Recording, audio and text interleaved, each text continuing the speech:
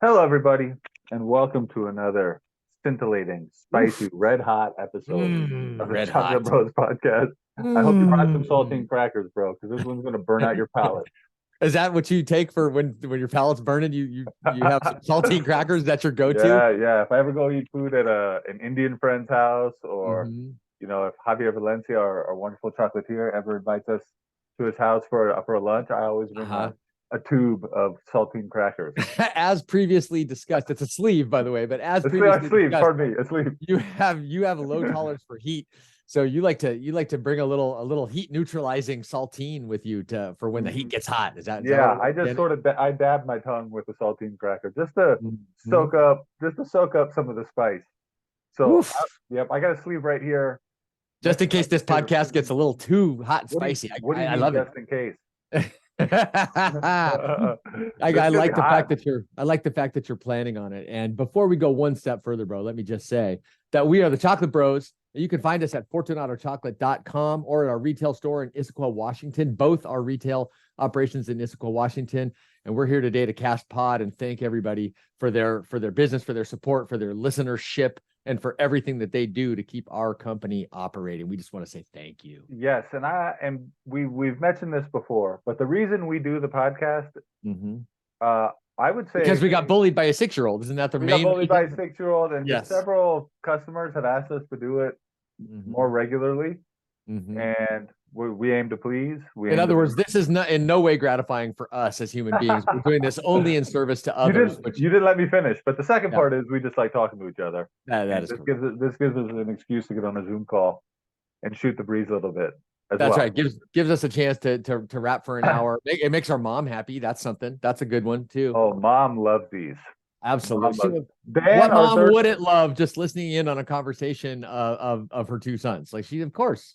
Dan, our third partner is lukewarm on this. Yeah, well, we do a little bit of Dan bashing from time to time, so I could see where he comes in on a medium hot for this. Yeah. Yeah, yeah. Okay. So like you said, fortunatochocolate.com. We're purveyors Mm-hmm. of fine chocolate. We've been in the chocolate business for 15 years. Brian lived in the jungle with cow farmers in northern Mm-hmm. Peru for a decade. We own a kitchen slash retail shop in Issaquah, Washington, which is open to the public. So if you ever find Mm-hmm. yourself in the Seattle or Issaquah area and you want to see some people making confections, feel free to stop on by. Or you can check us out in our retail location, which is also in Issaquah, Washington. And if you want to meet the Chocolate Bros in person, consider coming by on That's right. On a Saturday morning when we work an ownership together. Today we are recording this on a Friday, and tomorrow morning, we will be in our shop from about 9:30 to 2:30. And gosh darn it, if we don't love when folks come by and say hi to us and have received the emails or listened to the podcast or tried the chocolate, and it's incredibly gratifying. And we are there. We're not hard to come in and talk to. It's not hard to get an audience with us. We're just right there, and you kind of can't really shut us up once you get us started. No, So, no, and Brian will do some some traditional salsa dancing for you. A lot of although people don't know I'm Brian was a salsa instructor. that's right. I'm technically better at Cajamarquino style wino dancing, Oh, but why don't dancing's easy, dude? It's like doing the running yeah. man in slow And motion. just for those who are listening, that's Huyano. Wino. It's not wino like a person who drinks too much wine. Although it might as It's although it might as well be Peruvian word. because it's usually done in a circle of people drinking beer That's outdoors. correct. Alcohol Outdoors. disco. That's right. Yeah. It is technically one of those activities, much like darts or bowling, that tends to get lubricated quite well with a little booze and even maybe get better in quality. Mm-hmm. Yeah. Although some people take bowling quite seriously and would never Well, drink. those are the kind of people that I just won't stand for, Adam. Though, if you Now, as an aside, before we get into the meat of this episode, but I know how much people want to hear us bantering, Brian, especially when it comes to recreational activities that you do along with beer drinking. we purvey more than chocolate, Adam. I believe We're purveyors of banter. I believe every time we've ever bowled together, you've beaten me. You're a better bowler than I am. That's true. I can't. The times have been few. I can't. The funny thing I is, remember. you are more proficient in almost every game than I am when it comes to ping pong or video games or things like that. Shooting hoops. Shooting hoops. You are typically about 10 Monopoly. 10 to 4. I'm wrong. That's incorrect. The last time I 10 to played no. Monopoly, I killed you. Okay, the last time, but 10. You are 10 to 40% better than I am in many You're a better pastimes, bowler. You're a many better bowler, hobbies. though. I'm sure of it. Okay. All right. I with the shoulder issues that I have going on right now, Now, I'm yeah. guessing that I probably could not take you in bowling at this time, but give it time, Adam. I'm on the mend. Yeah, I'm feel on the free mend. And once but hey, once my shoulder is mended up, I'm gonna be back to my high scoring bowling ways. you can rest on your laurels, Brian. That's right. I'm gonna rest Now's a right. good time. Now's a good time to rest on your laurels. I'm gonna do that. I'm gonna do that. And Yeah. my laurels are frankly soft and comfortable to rest on. So I'm gonna go ahead. I'm gonna go ahead and rest on them. Just go ahead and pick your feet up and rest on your laurels. That's right. Yeah. So the topic of today's podcast, I think normally we talk about stuff that has been gratifying or uplifting or that we've really enjoyed. Today we're going in the opposite direction. That's right. And we're gonna do a solid 45 minutes on stuff we have not liked. Yeah, we're gonna delve into the dark side of the things that was specifically. I just want to get into. We talk a little bit about Peru, a little bit about the United States. We both have Peruvian wives. I thought it might be interesting to talk about the food that we've talked many times about how great the food is in Peru, the food that we have encountered in Peru that we didn't love, and the food that our wives have encountered in the United States that they just have not loved. Yes, that's right. Yeah. And this will be easy for you because you put on a happy face, but you're actually, we all know, the people who know you well know you're kind of a sourpuss. Oh, I'm an incredibly bitter, angry, just a grumpy old man in all of its respect. Absolutely. Yeah, so I know I didn't want to make you stretch too far outside of your comfort zone today.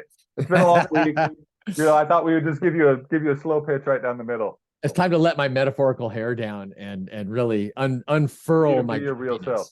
Absolutely. Yeah. A lot of times, perfection or high achievement in certain fields, requires a real grumpy kind of an attitude. You can't make an omelet without breaking a few eggs. This is why you process such good cacao.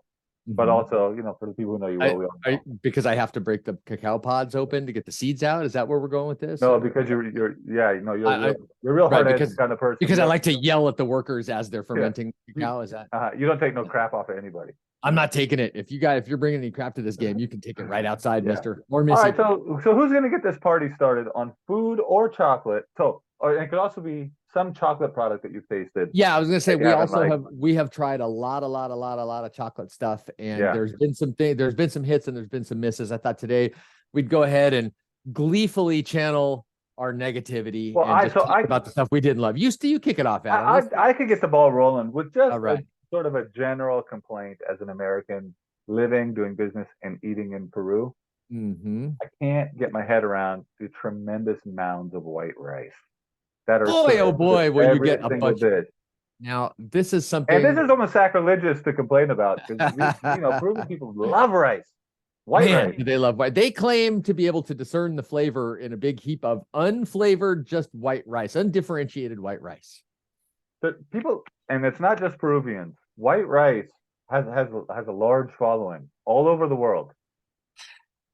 Now, I mean, so this is a funny thing because, as you know, I have sat down and had a broken bread and eaten with hundreds, if not thousands, of Peruvian farm families, just everywhere in Peru, in Cajamarca, in Lima, in Campo, and how much more rice would you say you typically receive at a Peruvian meal than what you would actually prefer to have received, Adam? Oh, wise, got to be 5 times more. Yeah. If we're looking at a plate, I maybe want 10% of a plate to be white rice, just to kind of add a little texture, mostly for textural purposes, right? If you're eating stew, you might want a little bit of soak up the juice a little bit. Oh, and you might want a little bit of a grain. Yeah, sure. You might want a little grain in there. That glutinous, it adds some texture to it. Absolutely. So what would you say is the ratio that you would prefer of rice to the protein or the veggies or the main dish, the stew? Well, I think I just said it, Brian. Yeah. Didn't I just say it? I'd like a 25-75. I'd like probably 1/10. 10 to 15% of my plate could be rice. And what do you think the actual percentage is when you eat typically in Peru? I think it's over half. Don't you think it's usually over half? Well over half. We're talking 60 or 70% of a plate. We're talking a good 70%. And I got a real funny story about white rice that I'll tell you right now. I'll be the judge of how funny it is, but go ahead and tell. This is going to make you laugh because it was in Puerto Ciruelo. And we became friends with, what was this guy's name? His name was Levi. Mm-hmm. And we became friends with him because I would see him around Puerto Ciruelo, and I just started chatting with him, and we became friends. And one day he said, "Hey Adam, I want to have you over to our house for a meal." And I said, "All Mhm. right, let me count us in." He said, "Sunday, we're gonna make chicken." And he said, "Criollo. We're gonna do like a gallina criolla," Oh which is yeah. like, yeah, like the It's a hen. It's a hen that's, for those who don't know, it's a hen that's been running around the farm or wherever their chakra, their yeah, and a productive criolla area is like is. Just maybe natural. It's just just running natural, around. yeah. It's not caged. It's just a fairly skinny hen that runs around, and every now and then on a weekend or whatever, they'll take one of those. They have a population of 30 or 40 on their farm, and they'll take one from time to time and have it for a meal. Okay, well, Levi did not have 30 or 40 on his farm, but you're getting ahead of me now. Mhm. So that's Monday. I see Levi and he says, "Adam, Sunday, Lot my of buildup. my house. We're doing chicken. We're making Uh-huh. you a meal." I said, "All right, Levy, count us in." Tuesday, I'm walking back from the cacao processing facility. Who do I hear from yelling at me from down the road? "Adam!" Hey I Adam, look at chicken on me. Sunday. "Chicken!" I said, "All right, Levy." This is going on all week, dude. This is going all week. Finally, the big Yeah. day shows up. Mhm. Sunday, I go to the store. I buy a bottle of wine. We had to Mhm. hike out to his farm. We're Yeah. talking like a 2 hour hike, walking out to his farm. It's Do you hot. remember what little village I don't, Levi I don't, has I don't his remember. place in? Okay. I don't remember. We finally get out. We finally make it to his house, and it's just, it's a long walk. We're tired. We finally show up. When I get there, there's maybe 12 people there, including us. It's me and Mary and 10 other. They've invited friends and family and cousins and stuff. A mixed crowd of a lot of Americans, a lot of gringos there. Oh yeah, yeah, yeah. No, Or it's just pretty, just the one.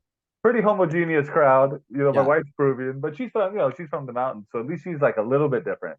But the Uh-huh. rest of the folks there are just cousins and Yeah. and Yeah. brothers Yeah. and sisters who they've invited over to take a look at the gringo. They probably Yeah. told them like, "Hey, I got this I get gringo it. coming over. You're gonna want to see this." I get it. I've been the mascot of many meals. Yeah, you're Yes. never gonna believe this. So I get there and Levi says, "Come here, Adam. I want to show you something." So he takes me over and he says, "Get a look at this. This is that criollo pollo I was telling you about, right?" And I'm looking at him, I was like, "Hey, Levi, are there any others?" He says, "No, it's just that one." And I'm looking at all. There's 10 people. I said, "There's no others." He said, "No. This is a delicacy." So there was one kind of scrawny hen. Yes, for 10 of us, and they hadn't even killed it yet, and I was hungry. I was hungry, Wait a and minute. Did he want you to no, he butcher didn't. He this? didn't want. He didn't want Oh, me to, okay. but I think he I've just been asked want. to, I've been asked to butcher. How'd that go?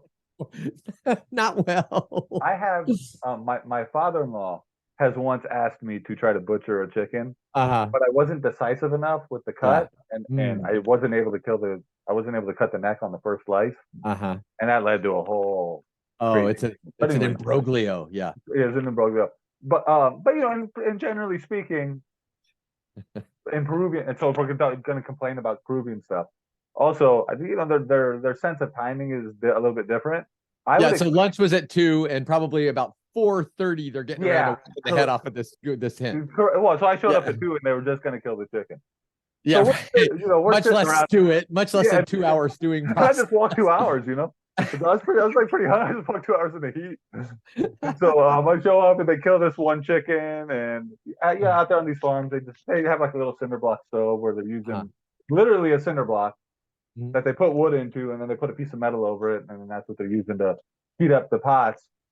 They got to kill the chicken and defeather it and get it all ready, season it, marinate, marinate it. So by the time we get around to eating this thing, it's like 2.5 hours after I showed up. Oh yeah. Yeah. Yeah. It's Yeah. just the chicken, and Uh-huh. then finally they get around to serving me the meal. And but again, he's been pumping me up on this chicken all week, dude. But when I finally get my plate, it's just like a huge mound of white rice with a chicken wing on top of it, bro. Uh-huh. And that was Yeah. it. And he was I looking get at me. it. And then I was eating it. I lifted the chicken wing up. It was good. But it was just one wing. But I lifted it up, and while I'm eating it, he was staring at me, nodding like real satisfied. "I told you, didn't I? Good, right?" I was like, "Yeah, Levi, thank you, bro." So that was like a situation where it was like 98% white rice Yeah. Yep. and I get it. all Yeah. chicken. The percentage goes up the deeper out the campo you get. The first time I ate with Don Fortunato and his wonderful family, it was the same. I knew it was coming, and I even said to his missus, I said, "Look, I'd already been there long enough." I said, "I trust me when I tell you this. I don't want to offend, but I can't eat that much rice. So please give me a half portion of rice. I said, I don't like to leave food on my plate, but I can't eat that much rice. It upsets my stomach. I said, I made an excuse because I knew what was going to happen. I was going to get an absolutely enormous amount of rice. And I said, so please, half portion of rice for me. I promise you it's enough to fill me up. Because it's really rude when you're in a house in Campo and these folks are being incredibly generous and they don't have a lot of resources and they're giving you this food. You don't want to leave anything on your plate. It's one of the things that distresses me the most when I bring people from outside Peru into Campo and they sit and eat and they leave food on their plate in the wasteful fashion of first world. And now it bothers me to see people do it in the United States. Absolutely. I don't like it in the United States either. I can't deal with it. I don't like it. Even though I know that food will end up feeding an animal, it won't go to waste, but still it's a respect thing for me. Yeah, but they didn't have to cook up. They didn't have to cook That's up right. the food to give it to an animal. It's a courtesy thing. But anyhow, so I told her, please, half portion. So she brings the plate out and it's a slightly less heaping portion of rice. She probably shaved a good 15% off the rice, but not the 50% that I had asked for. And I mean, I was struggling. So they had a pepper bush outside the house. And I went out and picked some peppers so that I could at least get a little, and I was eating salt. Oh, you get a little flavor, get a little flavor on the rice. Throw some salt on there, get that pepper, squeezing the pepper juice onto it, doing anything I could to make this plain white rice go into my belly and not leave it on the plate. Boy, it's really not a thing we do in too much white rice. That's right. Too much. Right, so that was mine. Now it's your turn, bro. Okay, I'll say something. Yeah, about going to. So here's something that's related to the rice. If you sit down and eat like a typical rustic meal in Peru, what you're going to get are 2 starches and 1 protein. And so if the rice wasn't enough for you, you're also going to get 2 big hunks of yuca or boiled potato. And for whatever reason, Peruvian food is amazing. They make these incredibly rich, delicious sauces that they stew the meat in and that they stew the vegetables in and all this stuff. The rice, the potatoes. That's true. Why do they do that? What's the There's deal nothing with that? on them. There's no inherent flavor. These are great vehicles for other more flavorful things. And they got a good sauce right there. Why would? And they have the potatoes in Peru are simply amazing if you just flavor them up a little bit. But what they come out as is just and they're not steaming hot. They're typically have been boiled some hours before, and they're now just a room temperature slab of starch with no inherent flavor. And not enough of the sauce from the meat to cover and get everything mixed up and put the flavor on it. Yeah. 2 starches, way more starchiness than I want. There's a lot of starch, and you don't see much greenery on a plate. Here in the United States, it's pretty, I don't know if it was always this way or if it's something that has picked up steam maybe in the last several decades. But here you're always served with a green salad. Mm-hmm. That's standard, man. That's part of the standard American diet. You do not see a lot of green leafy, any green vegetables really at all on a traditional Peruvian table. That's right. About that? That's right. No, you're correct. There are a few salads you can occasionally find, like a cucumber salad marinated with onions and lime, or what they call ensalada rusa, which will be carrots and beets together, all cooked with mayonnaise. With mayonnaise, that's right. So, but yeah, it's slim pickings on the salad. About the only Peruvian dish where you really will typically receive a green salad with raw ingredients is if you go get pollo a la brasa, roaster chicken at a restaurant, and that portion of chicken will come with fries and a small green salad on the side. A very small green salad. A small green salad. That's right. All right, bro. Let me ask you this, Brian. This is breaking. I've never asked you this question before. Where do you stand on eating organs? Organs? Well, do you like them? Do you not like them? Where are you at on that? By the way, I don't have a problem with it. A lot of it's not my favorite thing to eat. Because we didn't grow up on it. No, well, I'm heavily on texture. The texture of liver is a little bit tough for me. But one of my very favorite things to eat in Peru is something that you find on the street. It's my favorite street food in Peru. It's called anticucho, which is a marinated beef heart that is on a skewer, and they have these grills on the street, and you walk up and you order a couple of them, and they're pre-skewered, and they will slap them put a little oil on it and slap it onto a grill right when you order it, and they'll fresh cook it up for you. They're very thin. It only takes a minute or two for them to cook up, and then they'll take the tip of that skewer and they'll stab either a piece of potato or sweet potato. and then they'll drizzle either mayonnaise or spicy ají sauce or both if you prefer, or neither, and hand it to you right there fresh. And so that's heart. I really like heart. Tongue, lengua, I'm totally into, and I believe that's considered an organ. Maybe not. What's a It's just lengua? What's a lengua dish in Peru? but just stewed tongue meat. Just in Mexico, they use them for tacos. I know And in Mexico they use it for tacos. yeah, I in don't know if Peru, I'm my mother-in-law makes a mean. It's just in place of beef, just in place of a different cut of beef. And I don't know if that's considered an organ, but it's different, and I like it. Liver, I'm not much on, and what the Peruvians called mollejas, which are the gizzards of chicken and or other birds. I'm really not a I'm fan. not that into that stuff The either. rubbery, the texture is gross, and the flavor's a little off-putting for me. But I'm not like against them as a class. I would say that. Yeah. I'm not But big on. I also like anticuchos, but I'm not big on organs. And yeah, I've been served organs quite a bit. I got a few stories about this. I'm just gonna yeah. go ahead and tell them right now. Go ahead. Go ahead, you tell one, and that. Well, so I'll start this round. So here's Yeah. something. It's not really a custom. It's just something that I tried in Peru that just didn't agree with me. And every culture has this, but Peru has a thing called cow. And I don't know if you ever tried cow, but I have tried cow. It's very weird texture, very strange texture. It's got some tripe in it, and it's got some little connective tubing. It's got some cartilage or something on it that's really thick. It takes the place of a protein. I suppose it might be a protein-based meal, but it's a strange texture. It's the normally thrown away insides of something stewed up. And boy, oh boy, is it not to my taste. That was not to my taste either. There's these little tubes that are about a pencil's diameter, and when you bite into them, stuff squirts. Oh boy, it's how do you feel about chicken's feet in soup? I'm not a fan. I gotta be honest. I haven't yet found the foot that was really attractive to me. Pig's feet, sometimes people eat. It's not my thing. Chicken feet, definitely not my thing. I'm sorry. No offense to those who love it, but boy, it's not my thing. So on my last trip to Peru, I was in Salandin, in the small town that my wife is from, in the northern Andes Mountains, and we're walking along at night. And somebody who was with our group said, "Oh, that's a friend of ours over there. She has an anticucho stand."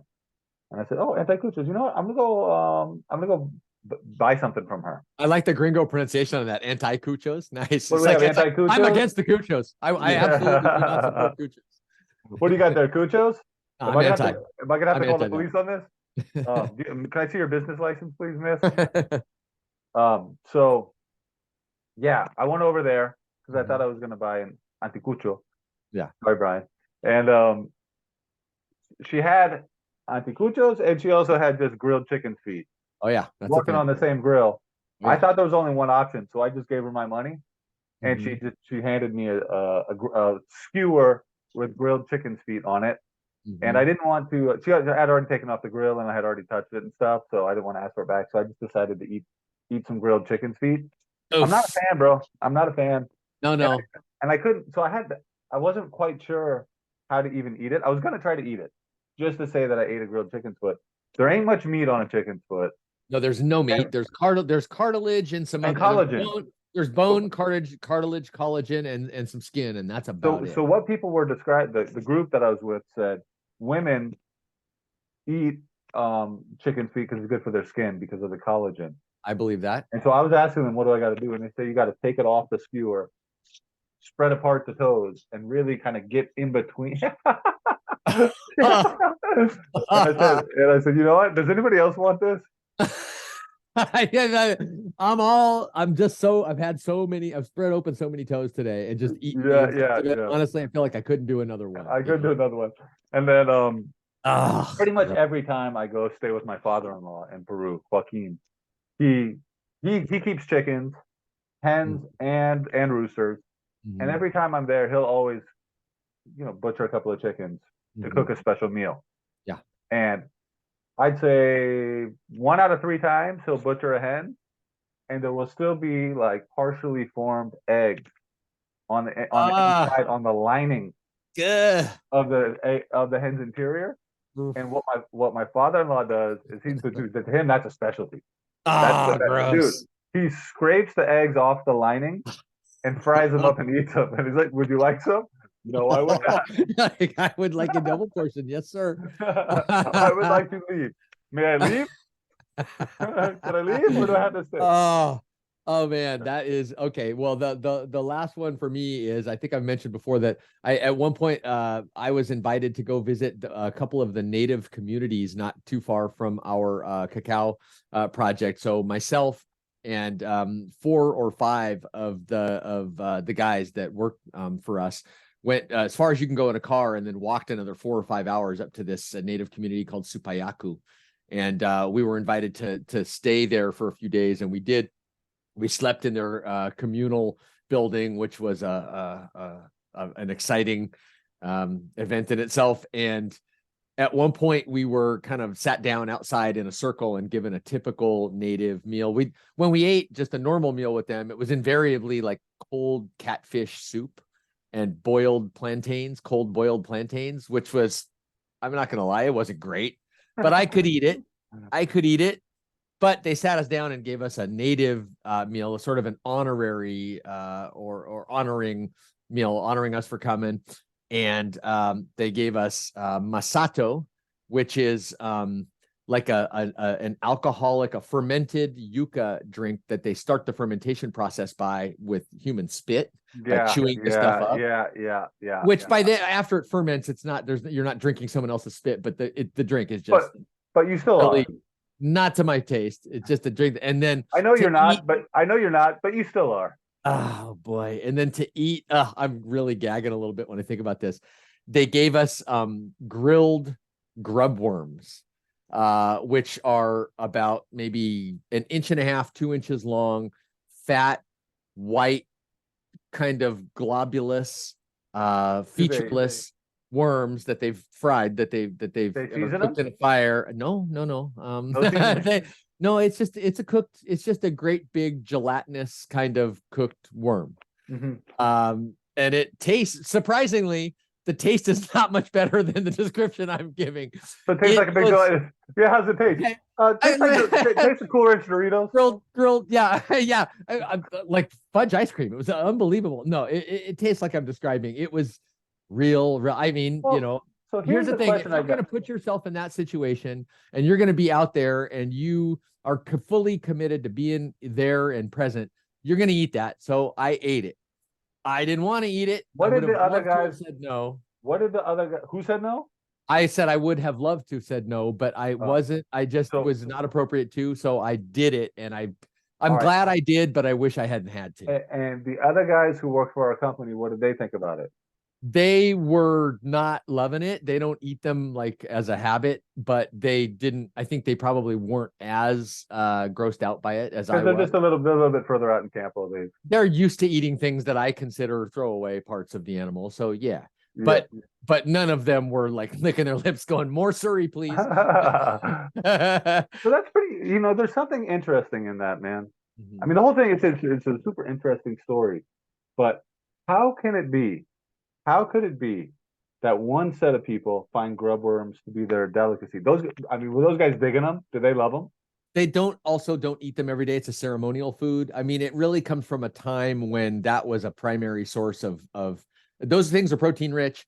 They needed, these were hunter gatherers until 100 years ago. Do they still have to eat grub worms? No, not for their basic nutrition. No. So it's a ceremonial thing at this point. But do they like them? I think they like. See it from their faces that they like them? I think they like what it represents, which is that there's a special occasion happening. But I don't know if anybody really relishes the texture and flavor of that. But maybe they do. I didn't I was too busy trying not to vomit in the fire.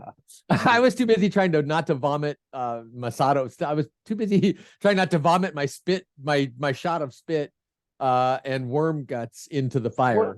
So what about the saliva fermented drink? If you could set aside the fact that how you knew how it was made, what did it taste like? Was it just booze? It was kind of a chalky. It was weirdly. Did they put cinnamon in it or something? No, I couldn't identify any known spice or flavor to it. It's got this weird chalkiness, and it's milky, kind of a milky off-white, kind of between. Boy. I'd love to tell you this was a magical experience. The whole experience of visiting them was magical, but the Masato and the Suri were not magical. They were to be endured and gotten through. So I've gone out to I maybe the here in the United States, maybe the sort of most foreign looking cuisine I've gone out for is maybe like Korean food. Mm-hmm. You know, you go to a Korean barbecue and they bring you out like the small little dishes of all this different stuff that you can sample. Mm-hmm. And you take something, just take something like kimchi. All Mm-hmm. right. So it looks a little, it looks exotic, kimchi, and it smells exotic. And I'm not like a huge do you like kimchi? I can take it or leave it.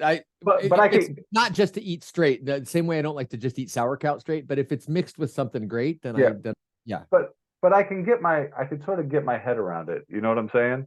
Mm-hmm. I could see where people could like it Mm-hmm. if they grew up eating that. Yeah.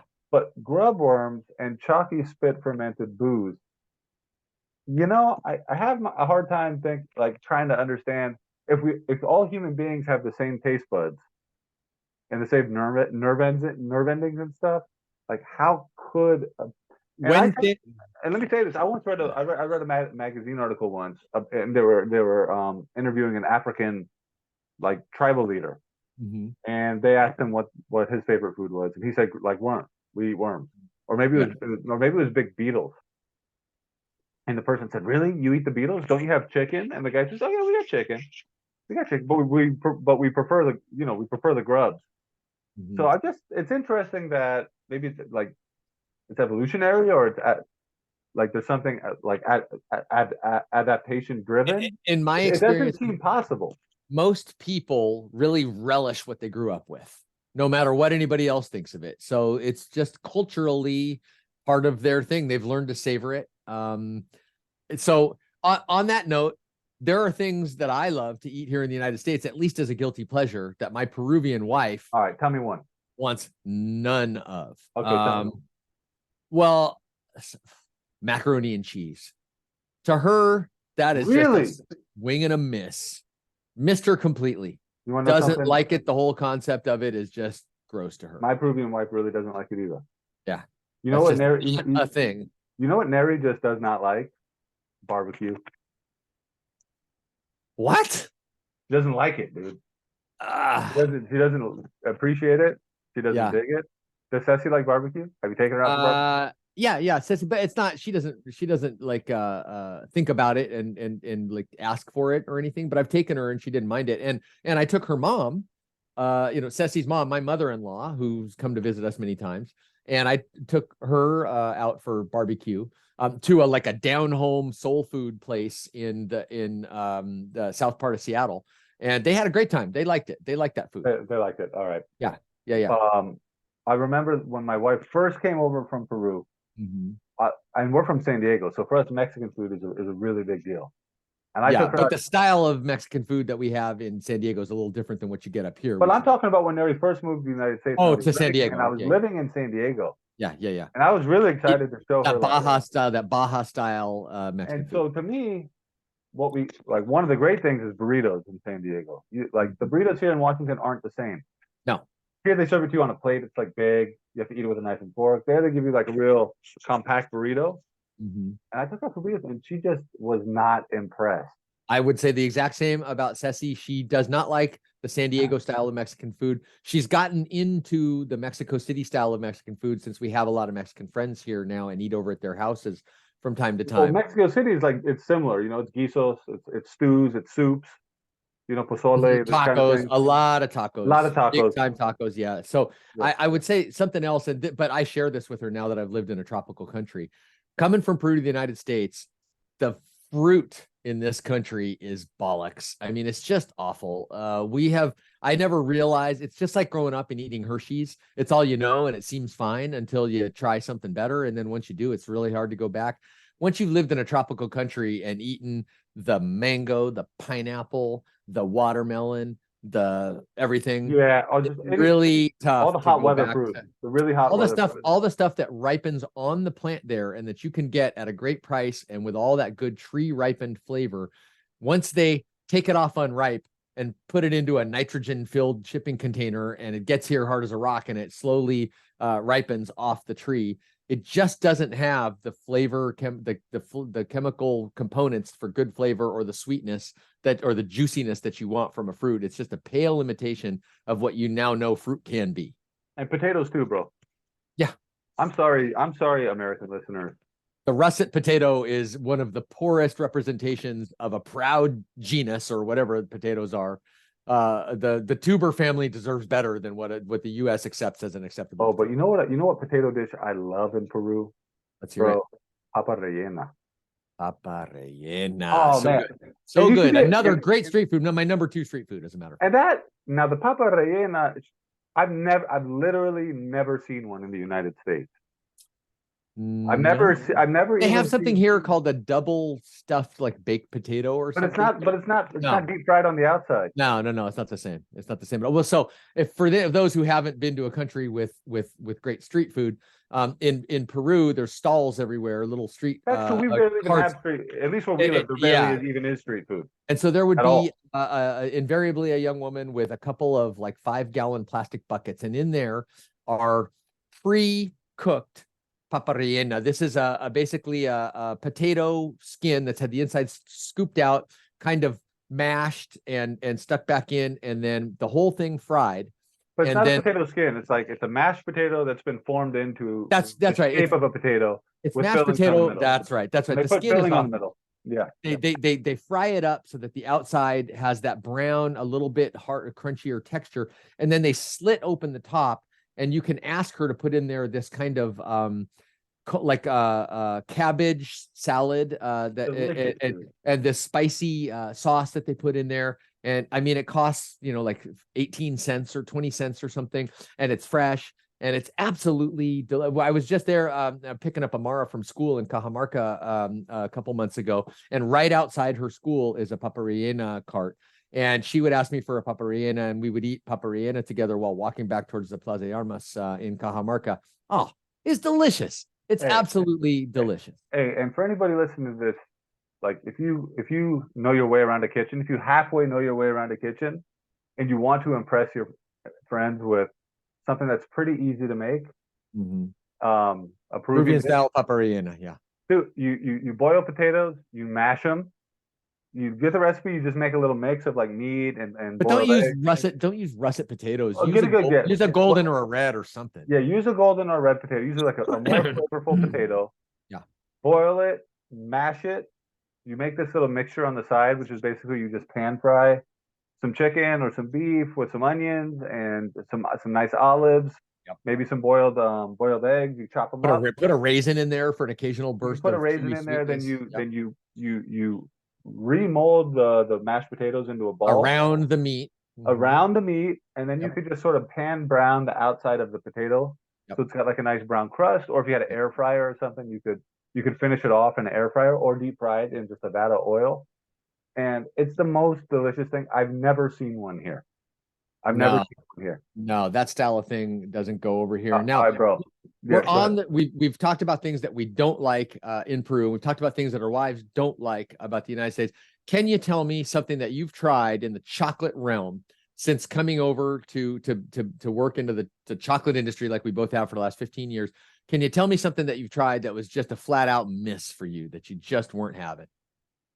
Well, just in general, since we've been in the chocolate business, I do not like any chocolate that's been overdosed with sugar. To me, it completely ruins the experience. There's many products that I have tried where it was maybe borderline. I was almost going to like it. I was just about to like it, but the sweetness completely ruined it for me. So I think I think overdosing sugar is one of the biggest enemies of good chocolate. What about an ingredient? So, I got one for you. Let me just go ahead. Also, in general, I don't like spicy chocolate because people tend to make it a novelty, and they just overdose it with ghost pepper, or they put something super super spicy on it. Yeah. Instead of like trying to match the flavor of the pepper with the chocolate. So I think spicy chocolate is almost always a miss. Go ahead, bro. Well, yeah. So I was gonna say, so as just a general category, White chocolate just missed me. I just don't like white chocolate. There's no chocolate flavor. It's just milk and sugar and fat. It's milk, fat, and sugar. It's sweet mayonnaise or something. I mean, I don't know what it is, but it's just taste. It feels bad on my tongue. It tastes bad on my taste buds. I don't like it. There's nothing great about it. I've had probably 2 instances of white chocolate. One from Fruition where they have, but it has this golden like brown color. It's done differently, and it's got inclusions in it, and it's heavily loaded with inclusions, and so you're getting a lot of the inclusion. It's not chocolate forward, but just a white chocolate with just a flavor like a strawberry flavored white chocolate. I really don't care for it at all. So in general, I think white chocolate's always too sweet. Mhm. But maybe you were in Peru and you didn't even get to try this. But did you ever try the cookies and cream bar from this company called Holy Cacao in Israel? I believe that I did. They were a client of ours. We sold They them were a client of cacao ours. We beans. sold cacao to them. The Speaking interesting of, thing about Holy Cacao, he started out by using a dryer, an adapted clothes dryer, as his cacao roaster. that's cool. And he's an Orthodox. Yeah. He's also Orthodox Jewish, and was That's going right. to take a trip down to Peru, but he couldn't eat any of the food, so he decided not to go. Mm-hmm. Is Yep. that accurate? I believe that It is was going to correct. be his dietary restrictions. He is an absolutely strict kosher eater, and he was not going to be able to get what he needed. So, yeah. Yeah, but he did a white chocolate with cacao nibs, which is pretty smart, dude. Mm-hmm. Pretty Because smart the way to go. nibs give some crunch and some texture, and they offset the sweetness of the And chocolate they with that. and they offset the sweetness. After we got into the business, especially when you're talking about more like small batch craft kind of bean to bar companies, you really can't enjoy chocolate with really poorly fermented cacao. And I Absolutely. started to notice that a lot more too. I'm leaving out like or just bad ingredients here to just talk about. So here, I'll give you one. Here's an ingredient. People seem to love it, and I just can't figure it out. Matcha.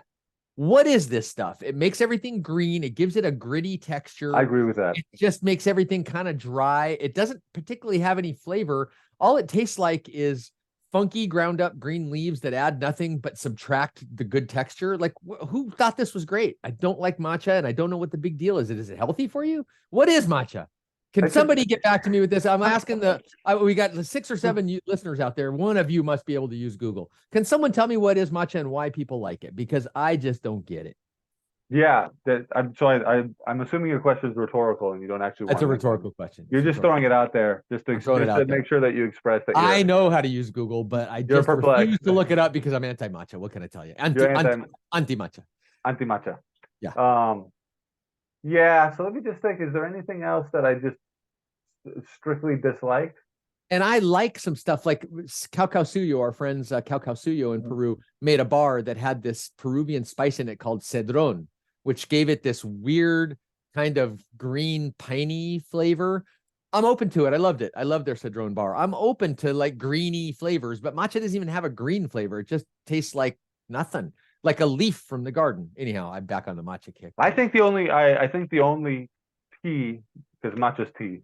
Sorry to answer your rhetorical question, but pass. Yeah. But I think if you're gonna do tea, you got to be more in the herbal tea rather than the green tea. I'm drinking tea right now. Chai. I'm into it. Chai with chocolate's kill it. Yes, I love it. I think matcha just missed me completely. I don't think you can go green tea with chocolate. I think that's a tough way to go. I have had a green tea chocolate that I liked, but this episode's not about what we liked, Adam. It's about what we didn't like. So is there any one ingredient where you just are puzzled and go, why? And who thought this was a great idea? Yeah. No, yeah. It took me a little while to remember it, but there was also there was like a pink peppercorn bar that I tasted a long time ago, and I did not like I'm really not a big pepper person. Are you a big time pepper person? I really like pepper. I've never had a pink peppercorn bar. To me, that doesn't sound bad, but I could see how it would be. I've also had just straight black pepper with chocolate, and I don't like black pepper in chocolate, Brian. I don't like it. I don't like it. Yeah, that doesn't seem like a good fit to me. No. Yeah. I'm remembering going to the Northwest Chocolate Show one time, and I remember trying 2 things. that I just did not care for. One was milk chocolate made with camel's milk from a company in Saudi Arabia. And that camel's milk was pungent. And I frankly did not care for it. It was not really not my thing. And the other one was, I remember trying that. yeah. And the other one was a chocolate made, instead of adding cacao butter, the cocoa butter, they added olive oil. Ugh, I remember that not too. my Yeah, I thing. remember that too. Really not. Yeah, my and thing. actually there's a few companies that created a new class of chocolate where they don't roast the cacao. Raw They chocolate, just yes. yeah, raw chocolate, which Mhm. I don't know if there's any benefit to not roasting cacao. There are some supposed Some supposed health benefits. nutritional benefits in terms of leaving in more antioxidants and supposedly when you roast it, some of the nutritional value gets roasted out. Yeah, so I didn't care for that. I prefer roasted chocolate. I think it's kind of hard Yeah. I've to make only it. ever had one raw chocolate that I thought was even edible, that was even palatable. The rest to me were just a complete Yeah, no-go. It's a and then great call right there. Yeah. I remember also at the Northwest Chocolate Festival. Now that you brought it up, once they had a hot chocolate machine similar to the hot chocolate machines that we have in the shop, Mm-hmm. but they sweetened it with honey. Mm. And I don't like hot chocolate sweetened with honey. That's something I'd point out as well, because I think the honey is such a powerful flavor on its own that it just tastes like honey and doesn't taste like chocolate. Mm-hmm. I've Mm-hmm. had chocolate bars where there was like crystallized honey pieces in the bar. Yes. Delicious. Notably, our friend up in Montreal, Correct. Christine. That's the one. Yeah. What's the name of her I company? forget. Do you recall? Yeah. Yeah, I But she forget. makes a bar with that has Palette de Bean. crystallized It's honey. Palette de Bean. Palette de Bean. That's right. In Montreal. She makes great products, and she has a bar made with our beans that has crystallized honey in it that is quite delicious. Yeah. Mm. But to make honey the sweetener of chocolate, I do not like Yeah. because all I can taste is honey. Yeah. Yeah. All right. Well, I'm Yeah, actually let's out of wrap it up. so we got to wrap it up. But I think that was a great discussion. I hope everybody got a good opportunity to look into to our curmudgeonly side and let us channel our ranting ability. Because normally we try to keep it upbeat on the show, but today we just Hey, beat the heck out of those there's things. some stuff we don't like, you know. That's right. We're mad and we're not going to take it anymore. We're not taking it anymore. We're just not going to keep quiet about it anymore, Adam. Why should we? Yeah, we shouldn't have to. No, So, we don't have to. all right, bro. Before we sign off, everybody, please, if you want to check out our website, www.fortunadochocolate.com. Thank you. If you're listening to this and you're a customer of ours, we are deeply, deeply appreciative. We did this show for you. We appreciate as a show of your our business. gratitude. We Yeah, appreciate thank your you. business, your friendship, your support, your good thoughts, and your just general positive vibe. And now we're not joking. We really, that's heartfelt. We really, really do appreciate it. And thank you so much for listening and supporting us. Yes, and we hope we'll see you one of these days in the shop, or we'll hear from you. So one way or another, either through a review online or if you'll send us an email. We'd love to hear from our customers, and we're deeply, deeply appreciative. That being said, bro, why don't you go ahead and sign us off with the jingle? I'm going to sign us off with a little jingle I like to do, and it goes like this: Fortunato Yum! All right, everybody. Thank you. Thank you.